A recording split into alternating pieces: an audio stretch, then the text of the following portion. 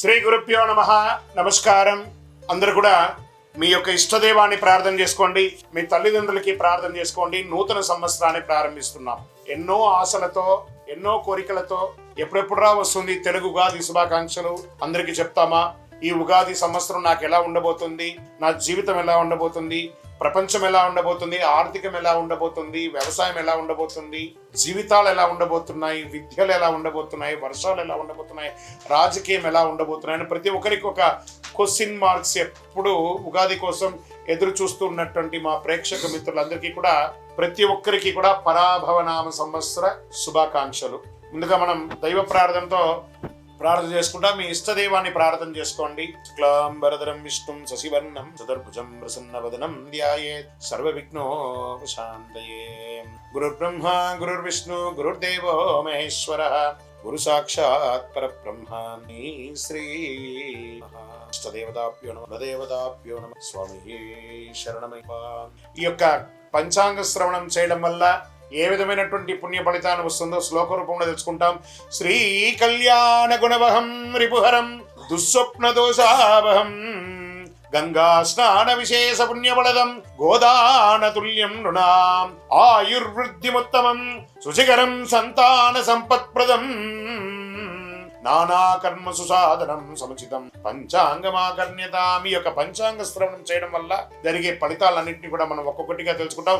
ఉగాది అనగానే మన గుర్తుకు వచ్చేది పంచాంగ శ్రవణం. ఈ సంవత్సరంలో ఎవరు రాజాది నవనాయకులు ఉండబోతున్నారు, ఇవన్నీ తెలుసుకోవడానికి పంచాంగం యొక్క మహిమ తెలుసుకోవాలి. మన తిథిర్వారస్య నక్షత్ర యోగ కరణమేవచ పంచాంగం ఇది విఖ్యాతి లోక సిద్ధాంత కారణం అన్నారు. పంచాంగం 5 అంశాలు: తిథి, వార, నక్షత్ర, యోగ, కరణం. ఈ 5 కలిసిందే పంచాంగం అంటారు. ఉగాది అంటే ఏంటి? యుగానికి ఆది. యుగ ఆది అంటే యుగాది. ఇక్కడ యుగం అంటే ఆది అంటే ఆరంభం, ప్రారంభానికి చిహ్నం అనేది ఉగాది అంటారు. జ్యోతిష్ శాస్త్ర ప్రకారం కాలం 60 సంవత్సరాలు ఒక పెద్ద చక్రం లాగా తిరుగుతూ ఉంటుంది. ఈ చక్రానికి ప్రముఖ నామాలు ప్రభవనామ సంవత్సరం నుంచి మొదలు పెడితే ఇప్పుడు జరిగే సంవత్సరం పేరు పరాభవనామ సంవత్సరం. ఈ 60లో ఇది 40వ సంఖ్య అనమాట. పరాభవం అంటే పరాజయంలా అనిపిస్తుంది అందరికి, చాలా మందికి అయ్యో ఈ సంవత్సరం అంతా పరాభవం ఉంటుందేమో అని. కానీ ఇది ఒక గంభీర శక్తివంతమైనటువంటి జీవితాన్ని నేర్పించే, ఒక అద్భుతాన్ని పాఠాన్ని ఇచ్చే ఒక సంవత్సరం అని చెప్పచ్చు. ప్రతి సంవత్సరంకి ప్రత్యేక శక్తి ఇస్తుంది. ఈ సంవత్సరం పరాభవనామ సంవత్సరం 2026 మార్చి 19 నుంచి పరాభవనామ సంవత్సరంలోకి అడుగు పెడుతున్నాం. పరాభవనామ సంవత్సరం గతంలో 1966 మరియు 67 వచ్చింది. బాగా గుర్తుపెట్టుకోండి. చూడండి, అక్కడ కూడా 6. ఈసారి కూడా 2026 2027కు వచ్చింది. బ్రహ్మకల్పం ఆరంభమై రోజే ప్రభవ సంవత్సరం అంటారు. మొదటి ఋతువు వసంతం, మొదటి తిథి పాడ్యమి, మొదటి వారం ఆదివారం. ఆ రోజు సృష్టి ప్రారంభమైంది. అందుకే సూర్యోదయానికి తిథి ఉన్న రోజు ఉగాదిగా జరుపుకుంటాము. ఉగస్య ఆదిహి ఉగాది అన్నారు. ఉగా అంటే నక్షత్ర గమనం. నక్షత్ర గమనానికి ఆరంభం ఉగాది అని అర్థం. దీన్ని బ్రహ్మదేవుడికి పగలు అంటే ఇది ఎన్ని చెప్పచ్చు? 4, 3, 2, 1, 2, 3, 4, 5, 6, 7 సున్నాలు కలిపిన అంటే సుమారుగా ఎన్నో కోట్ల సంవత్సరాలుగా ఉండి రాత్రి కూడా అంతే. ఓవరాల్గా సృష్టికి ఒక రోజు అంటే 8, 6, 4, 0, 0, 0, 0, 0, 0, 0 సంవత్సరాలు. ఇలా 360 రోజులు పూర్తయితే బ్రహ్మకు ఏడాది గడిచినట్టు. ఇలా బ్రహ్మకు 100 ఏళ్ల ఆయుష్ అని చెప్పారంటే ఊహించుకోండి. ఇప్పటి వరకు 6 బ్రహ్మలు సృష్టికర్తను పూర్తి చేశారు. ప్రస్తుతం 7వ బ్రహ్మ ద్వితీయ పరార్థంలో ఉన్నాడు. అంటే ఆయన వయసు 51 సంవత్సరాలట. చూసుకోండి, ఈ యొక్క కలియుగం ఇంకెన్నేళ్ళు ఉండబోతుందో. ప్రస్తుతం మనం యొక్క వైవస్వత మన్వంతరం కలియుగంలో ఉన్నాం. శ్రీ మహావిష్ణువు మత్స్యావతారంలో సోమగాసురుడు అనేక రాక్షసుని సంహరించిన, వేదాలు రక్షించి బ్రహ్మకు అప్పగించిన రోజు ఉగాది అంటారు. శ్రీరామచంద్రుడు, విక్రమాదిత్యుడు, శాలివాహనుడు పట్టాభిషేకులు అయ్యారట ఈ ఉగాది రోజే. వరాహమిత్రుడు జాతికి పంచాంగాన్ని అంకితం ఇచ్చినటువంటి రోజు కూడా ఇదే రోజు అంటారు.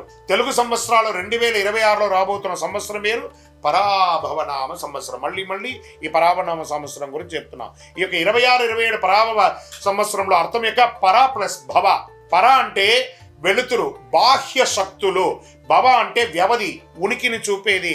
పరాభవ పరబాక్య ఆశ్రయానికేలో అహంకారం కూలిపోవడం అర్థమే కానీ పరాభవం అంటే ఓటమి కాదు. బాగా గుర్తుపెట్టుకోండి.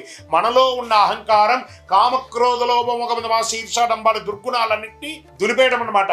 అదే ఈ యొక్క పరాభవంలో అహంకారం మాయ భ్రమలో ఉన్న వారికి పరీక్ష సంవత్సరము అని కూడా చెప్పచ్చు. కలియుగ ప్రమాణం 4,32,000 సంవత్సరాలు. శ్వేతవరాహ కల్పమందులు 7,500 అయినటువంటి వైవస్వతంలో 28 మహామండలి కలియుగ ప్రథమ పాదంలో 5,127 అనమాట. ఇది ప్రభవాది సంవత్సరాల 45 సంవత్సరం చాంద్రమానం స్వస్తి ప్రాభవనామ సంవత్సరంగా చెప్పబడింది. ఇది ఎలా ప్రారంభమవుతుందో కూడా చెప్తా చూడండి. కలియుగ శతాబ్దంలో 5,127 శ్రీ ఆదిశంకరాచార్యులు ఉద్భవించినటువంటి 2,097. శాలివాహన శతాబ్దంలో 1948. అసలీ శతాబ్దంలో 1436/37. హిజరీ శతాబ్దంలో 1448-49. శ్రీ రామానుజాబ్దిలో 1009. ప్రస్తుతం 2026 ఉగాది అంటే మార్చి 19 చైత్ర శుద్ధ పాఠ్యం. ఈరోజు పరాభవ సంవత్సరం ప్రారంభం. చాంద్రమానాన్ని అనుసరించి జరుపుకునే ఈ యొక్క పండుగను కేవలం తెలుగు రాష్ట్రాలే కాదు, బెంగాల్, కేరళ, పంజాబ్, మహారాష్ట్ర, అస్సాంలో ఘనంగా జరుపుకుంటుంటారు. గడిచిన సంవత్సరం అందించినటువంటి విజయాలు నూతన సంవత్సరంలో కొనసాగాలి. గడిచిన ఏడాదిలో ఎదుర్కొన్నటువంటి ఇబ్బందులు నూతన సంవత్సరంలో ముగింపు పలికి కోరుకుంటూ ముందుగా పరాభవనామ సంవత్సర శుభాకాంక్షలు ప్రేక్షక మిత్రులందరి. సంవత్సరం అందరూ కూడాను ఆయురారోగ్య ఐశ్వర్య భోగభాగ్యాలతో ఉండాలని అఖిలాండ కోటి బ్రహ్మాండ నాయకుడు శ్రీ ధర్మశాస్త్ర అయ్యప్ప స్వామి వారిని ప్రార్థన చేసుకుంటున్నాను. ఉగాది అనగానే అందరికీ పొద్దున ఈ రోజు మనం ఏం చేయాలి?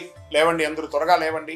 సూర్యోదయాత్ పూర్వం లేచి స్నానాదులు చేసి తైలాభ్యంగన స్నానం చేసి గడపలంతా కడిగి స్త్రీ పురుషులు ఎవరైనా బాధ్యత తీసుకోవాలి. ఒక్కొక్కరు షేరింగ్, ఒకళ్ళు ఆడవాళ్ళు ఒక పని, మగవాళ్ళు ఒక పని అని చెప్పి ఇంటిల్లో అందరూ షేర్ చేసుకొని చేసే ఒక పని అనమాట ఇది.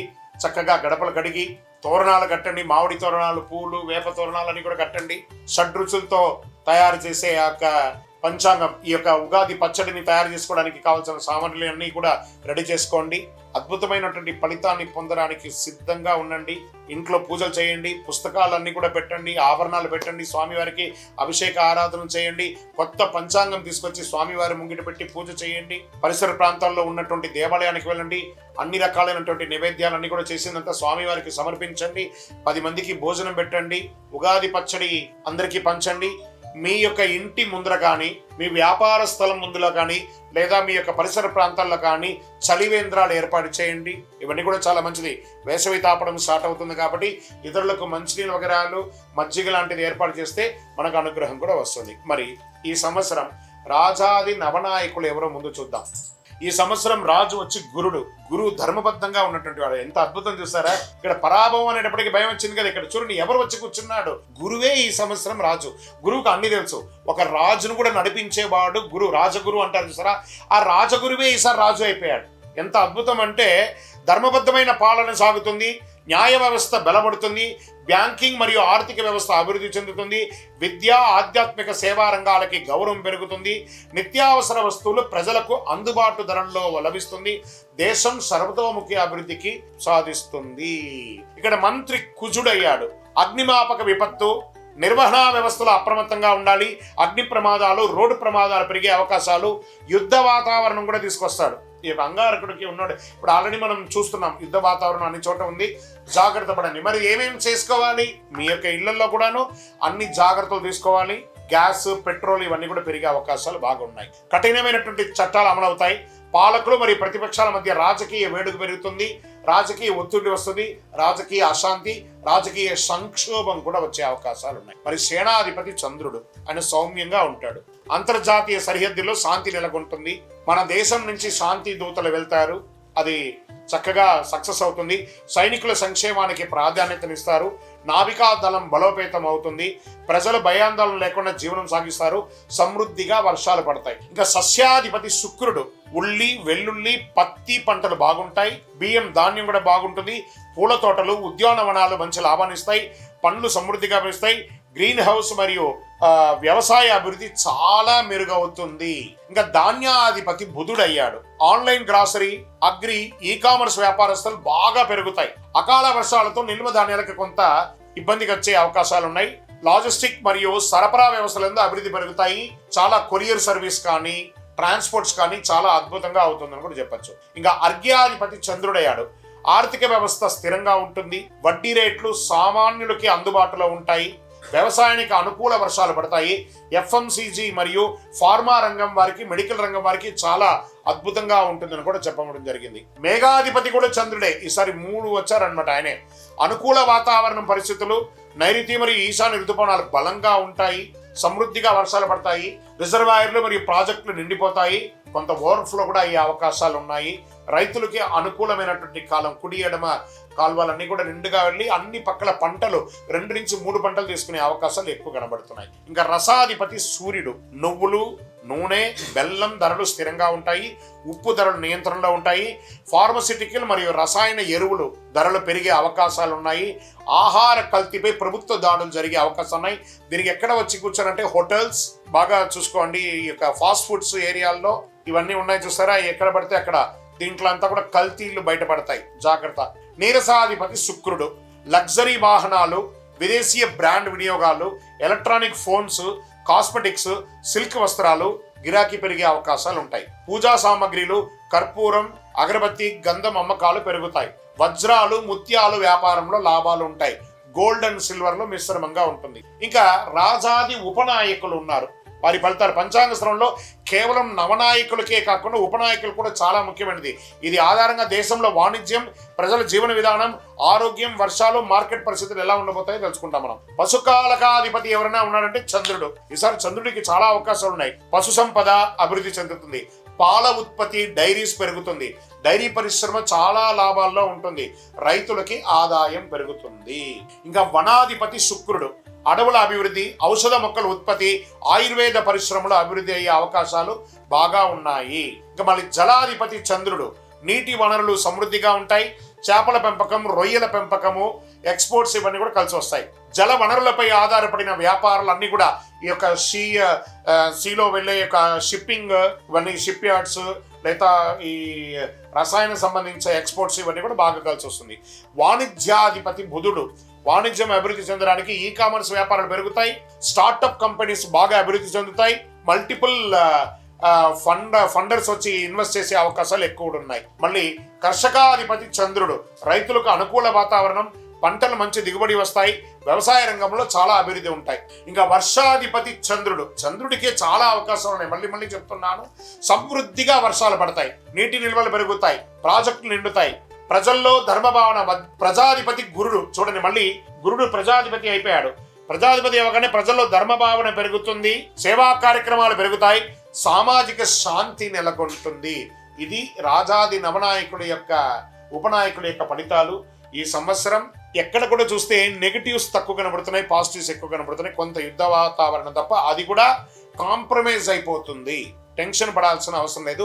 కాస్త ఆర్థిక సంక్షోభం ఉంటుంది, ఇంటర్నేషనల్ లెవెల్లో ఉంది కాబట్టి అది చెప్పడానికి కొంచెం బాధగానే ఉంటుంది. కానీ ఇబ్బంది పడాల్సిన ఈ యొక్క దీంట్లో ఇప్పుడు మేషాది ద్వాదశ రాజులకి రాజపూజ్యం, అవమానం, ఆదాయం, వ్యయం. మరి మేషరాశి వారికి రాజపూజ్యం 2, అవమానం 4, ఆదాయం 11, వ్యయం 5 అన్నారు. మరి ఏం చేయొచ్చు? వీళ్ళకి తీపి ఒగరు మిశ్రమంగా ఉంది. ఇది వచ్చి సంఖ్య మాత్రమే, ఇది మీ జీవితం కాదు. బాగా గుర్తుపెట్టుకోండి. ఇది గోచార ప్రకారమే చెప్తున్నాను. మీ వ్యక్తిగత జాతకంలో చూస్తే సంపూర్ణంగా ఈ సంవత్సరం ఎలా ఉందో చూడొచ్చు. వృషభ రాశి వారికి రాజపూజ్యం 5, అవమానం 4, ఆదాయం 5, వ్యయం 4. చాలా బాగుంటారు. మిథున రాశి వారికి రాజపూజ్యం 1, అవమానం 7, ఆదాయం 8, వ్యయం 11, మిశ్రమం. కర్కాటక రాశి వారికి రాజపూజ్యం 4, అవమానం 7, ఆదాయం 2, వ్యయం 11. సింహరాశి వారికి రాజపూజ్యం 7, అవమానం 7, ఆదాయం 5, వ్యయం 5. మీరు మిశ్రమం అలే మిడిల్ గా ఉంటారు, జాగ్రత్తగా ఉండాలి. కొంచెం డేంజర్ బెల్ ఉంది, జాగ్రత్త. కన్యా రాశి వారికి రాజపూజ్యం 3, అవమానం 3, ఆదాయం 8, వ్యయం 11. ఇక్కడ చూడండి, వీళ్ళకి కొంచెం చేదు తీపి కొంచెం మిశ్రమంగా ఉంది. తులారాశి వారికి రాజపూజ్యం 6, అవమానం 3, ఆదాయం 5, వ్యయం 4. తీపి ఎక్కువ ఉంది కదా. వృశ్చిక రాశికి వారికి రాజపూజ్యం 2, అవమానం 6, ఆదాయం 11, వ్యయం 5. ఆదాయం అద్భుతంగా ఉంది. కొంచెం చిన్న అవమానాలు ఉన్న ద జాక్ పాట్ ఇయర్ ఏదైనా ఉందంటే అది వృశ్చిక రాశి. ధనుసు రాశి వారికి రాజపూజ్యం 5, అవమానం 6, ఆదాయం 4, వ్యయం 11. ఇక్కడ కట్. ధనుసు రాశి వారికి రాజపూజ్యం 5, అవమానం 6, ఆదాయం 14, వ్యయం 11. మకర రాశి వారికి రాజపూజ్యం 1, అవమానం 2, ఆదాయం 2, వ్యయం 8. కుంభరాశి వారికి రాజపూజ్యం 4, అవమానం 2, ఆదాయం 2, వ్యయం 8. మీనరాశి వారికి రాజపూజ్యం 7, అవమానం 3, ఆదాయం 5, వ్యయం 9. ఇలా ఈ రాశిలో ఉన్న వాళ్ళకందరికీ కూడాను రాజపూజ్య అవమానాదులు ఆదాయ వ్యయాలన్నీ కూడా ఒక నెంబర్ మాత్రమే. మీ యొక్క వ్యక్తిగత జాతకం ద్వారానే సంపూర్ణంగా ప్రిడిక్ట్ అవడం. ఇది గోచార ప్రకారంగా చెప్తున్నాం. ఇప్పుడు 27 నక్షత్రాలకి కందాయ ఫలాలని చెప్తున్నాం. కందాయ ఫలం అంటే పంచాంగ శాస్త్రంలో ఒక సంవత్సరంలో ఆ నక్షత్ర జాతకులకి ధనం, ఆరోగ్యం, సుఖం, కష్టం వంటి ఫలితాలు సూచించే విధానం అని చెప్పొచ్చు. సాధారణంగా 3 కందాయాల సంఖ్య ఉంటాయి. మొదటి కందాయం సంవత్సర ప్రారంభం ఉగాది నుండి ఉంటుంది, రెండవ కందాయం మధ్యకాలంలో ఉంటుంది, మూడవ కందాయం సంవత్సర అంతంలో ఉంటుంది. సంఖ్యలో ఈవెన్ అయితే శుభం, బేసి అయితే కొంచెం కష్టం పంచాంగం చెప్పబడుతుంది. ఇప్పుడు నేను ఒక్కొక్కటిగా చెప్తుంటాను, మీరు ఈవెన్ లో ఉన్నారా బేసిలో ఉన్నారా ఒకసారి చూసుకోండి. మీరు అశ్విని నక్షత్ర జాతకులకి 5, 7, 3 కందాయ ఫలం. భరణి నక్షత్రం వారికి 3, 5, 1 కందాయ ఫలం. కృతికా నక్షత్రం వారికి 7, 3, 5. రోహిణి నక్షత్ర జాతకులకి 4, 6, 2. మృగశిర నక్షత్ర జాతకులకి 2, 4, 6. ఆరుద్ర నక్షత్ర జాతకులకి 1, 3, 5. పునర్వసు నక్షత్ర జాతకులకి 6, 2, 4. పుష్యమి నక్షత్ర జాతకులకి 5, 1, 3. ఆశ్లేష నక్షత్ర జాతకులకి 7, 5, 1. మకా నక్షత్ర జాతకులకి 3, 7, 5. పూర్వ పల్గుని పుబ్బా నక్షత్ర జాతకులకి 5, 3, 7. ఉత్తర నక్షత్ర జాతకులకి 2, 6, 4. హస్త నక్షత్ర జాతకులకి 4, 2, 6. చిత్తా నక్షత్ర జాతకులకి 6, 4, 2. స్వాతి నక్షత్ర జాతకులకి 3, 5, 7. విశాఖ నక్షత్ర జాతకులకి 5, 7, 3. అనురాధ నక్షత్ర జాతకులకి 7, 3, 5. జ్యేష్ఠ నక్షత్ర జాతకులకి 1, 5, 3. మూలా నక్షత్ర జాతకులకి 3, 1, 5. పూర్వాషాఢ నక్షత్ర జాతకులకి 5, 3, 1. ఉత్తరాషాఢ నక్షత్ర జాతకులకి 4, 6, 2. శ్రవణ నక్షత్ర జాతకులకి 2, 4, 6. ధనిష్ట నక్షత్ర జాతకులకి 6, 2, 4. శతభిష నక్షత్ర జాతకులకి 5, 1, 3. పూర్వాభాద్ర నక్షత్ర జాతకులకి 3, 5, 7. ఉత్తరాభాద్ర నక్షత్ర జాతకులకి 7, 3, 5. రేవతి నక్షత్ర జాతకులకి 2, 6, 4. ఈ యొక్క సమసంఖ్య జాతకులు అంటే 2, 4, 6 శుభ ఫలితాలు ఇస్తాయి. బేసి సంఖ్యలు అంటే 1, 3, 5, 7 మిశ్రమ ఫలితాలు ఇస్తాయి. కాబట్టి పానిక్ అవ్వాల్సిన అవసరం లేదు. ఇవన్నీ యూనివర్సల్ గా చెప్పాలి కాబట్టి చెప్తున్నాం. మీ యొక్క వ్యక్తిగత జాతకం చూసుకుంటే మీరు ఎక్కడ ఉన్నారో తెలుసు. ఇది గోచార ప్రకారం చెప్తాను.